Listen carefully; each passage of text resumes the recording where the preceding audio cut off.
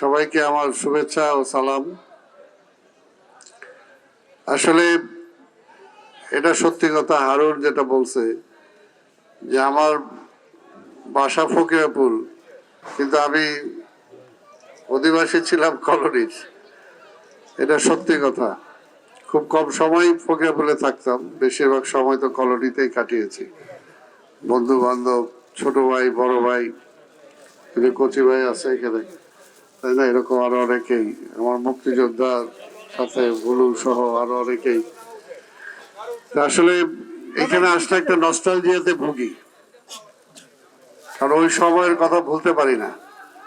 জীবনের সবচেয়ে মূল্যবান সময়টা কাটিয়েছি সে সময়, এবং এখনো সেই সময়টা মনে করি। আমার জীবনে যদি ওইটা ফিরে যেতে পারতাম তাহলে সবচেয়ে ভালো লাগতো, কিন্তু সেটা তো সম্ভব না।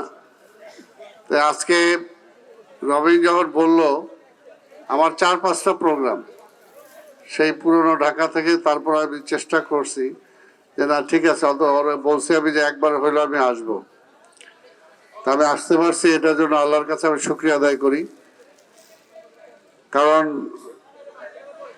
আপনাদের সবার সাথে দেখার পাশাপাশি আমার স্বার্থটাও আছে। স্বার্থটা হলো এই যে আমি এখন ঢাকা সিটি কর্পোরেশনের প্রশাসক।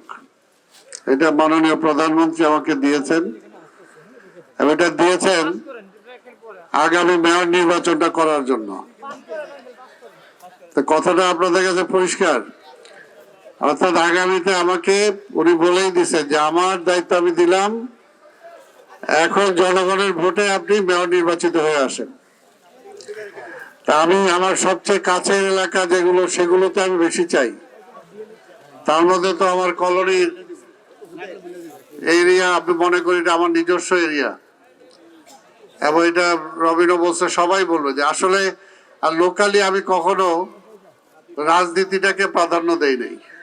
কে কি কোন দল করে সেটা বড় প্রশ্ন না, আমরা সবাই এলাকার অধিবাসী, এবং সেইভাবে ছোট ভাই, বড় ভাই, ফ্রেন্ড, সবাই একসাথে আমরা বসবাস করার চেষ্টা করেছি। তাই আগামীতে যখন নির্বাচনটা করব, ইনশাল্লাহ আশা করি, তা আমি তো মতিঝিলবাসী সবাইকে পাবো, সবাইকে নাকি দলমত নির্বিশেষে পাবো সবাইকে। কেউ আমাকে ফাঁকি দিবে সেটাই মনে করি না, আমিও কারো ফাঁকি দিইনি। হ্যাঁ, আমিও সবাইকে ভালোবাসি, কারণ এলাকা আমি জানি অনেকে হয়তো এখন এখানে থাকে না, চলে গেছে, কিন্তু এই বিল্ডিং আছে, এই রাস্তা আছে, এই আম গাছ আছে, এই মাঠ আছে, কিন্তু মাঠে আগের মতো খেলা নাই। প্রগতি সংঘকে বলবো, আগে যে সমস্ত খেলাধুলা ছিল এগুলো ফিরে আনতে হবে। একটু তরুণদেরকে, যুবকদেরকে এই মাদক থেকে মুক্ত করার জন্য একটু খেলার মাঠে আবার নিয়ে যেতে হবে। খেলার মাঠে নিয়ে যান আপনারা দয়া করে। এই দেশটা আমাদের, এই তরুণ সমাজ নষ্ট হয়ে যাক এটা আমরা চাই না, পরিবেশটা নষ্ট হয়ে যাক আমরা চাই না। এবং সেটার জন্য